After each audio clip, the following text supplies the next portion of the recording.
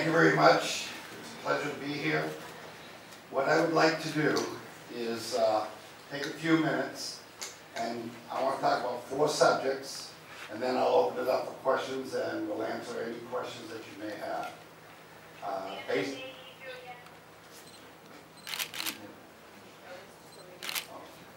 What I'm attempting to do here is now until November of 2016, I am going to travel the state, and I'm going to tell the people of Maine what I believe is needed in Augusta in order to turn the state around and become prosperous. Now, I've been in business for 45 years. I'm not here to be confrontational with you about ideology, because this is not about ideology. I don't make any excuses for being a fiscal conservative, and whatever you are is whatever you are. That's not the point here. The point is to tell you the state of the state today and what I believe is needed to move it forward. And what are the things that have happened since we've been here. And so what I would like to start with is income tax. There are 10 states in America that have no income tax. They happen to be some of the best economies in the country. Wyoming, for instance, has $9 billion in the bank. They have 650,000 residents in their state, and their state is twice the size of Maine. So I hear all these excuses that it's because we're a big state, rural state. They're bigger than we are. They have half the people that we have, but they have a much, much more robust economy. You don't need to go very far to see New Hampshire. Has no sales tax, no income tax, and they're far better, more prosperous than we are. As people do, I hear, I don't care, you know, everybody wants to talk about a minimum wage. How about a career wage? Isn't that more important? Isn't having people making a good, prosperous living and being able to live in Maine and enjoy the beauty of Maine and not have to be dependent on people, very wealthy people from other states to come up and buy up our coastline? It used to be owned by Mainers. I think it's time that Mainers start buying it back. And the only way we can do that if we have really good jobs. And government gets out of the way and let the entrepreneurs and the small business people in this state earn money. Now, I'm not talking about the conglomerates like Bath Iron Works. That's a major international company. I'm talking about the small entrepreneurs in towns. They are the foundation of our nation. They're the ones that create the majority of jobs. Big corporations, they're laying people off everywhere. It's the small entrepreneurs that are growing this nation. So that's what I think about the income tax. Energy, 12th highest in the nation. Airbus went to Alabama. They're going to build their jets down there. The chief executive, or the chairman of the board, told me they're paying 4.2 cents delivered to their plant in Alabama. That's the energy cost. We are all paying around 15 cents for our residential heating costs. We can't even break 10 cents because we have people in Augusta for 5 consecutive years. 5 years I have been trying to fight the energy battle, and we have lost every year. Because there are only 2 forms of energy that is acceptable in Maine: wind and solar. What people don't realize is 50% of the time it's dark, you have no solar.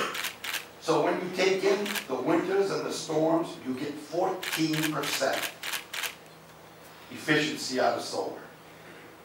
Right now we're operating at about 21% on wind. Now, I'm fine with that. They're intermittent resources. I don't have a problem with them. What I do have a problem is when you can't buy a hydro and you've got an abundance in Canada that we could buy. We could be buying natural gas, and the legislature for 5 consecutive years has said no. But now the horse is out of the barn, and we're going to get it despite the legislature, because Massachusetts, Connecticut, Rhode Island, and Maine are now working together to get it here, and it's in process. So by 17, we will have natural gas here. Now, is natural gas the answer to all ills? Of course not. Is it intermittent? I think for the next 15 to 20 years, it is very efficient. It is 50% more efficient than oil. So the CO2 emissions are half as bad.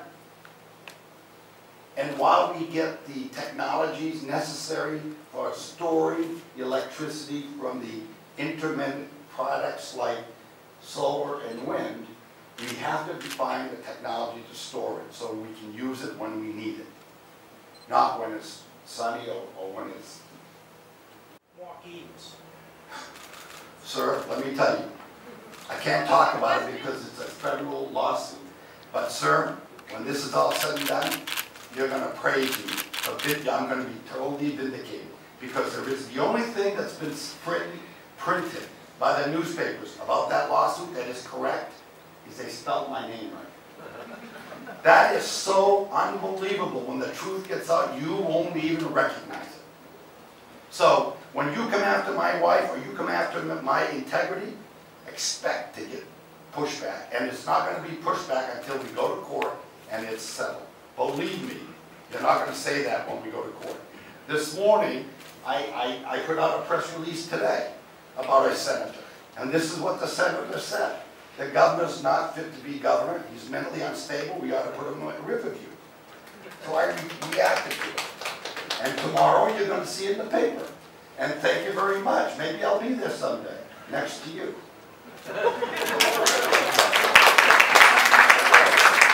Next question is from John McCauley. Where are you?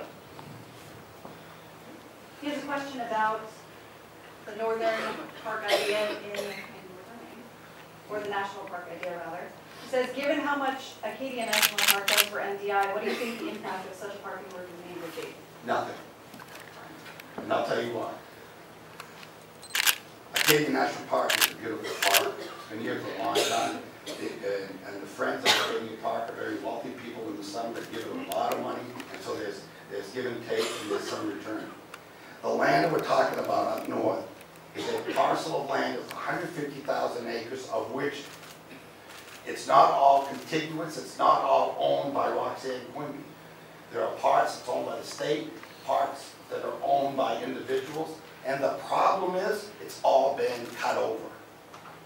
It's been cut, so it has no beauty.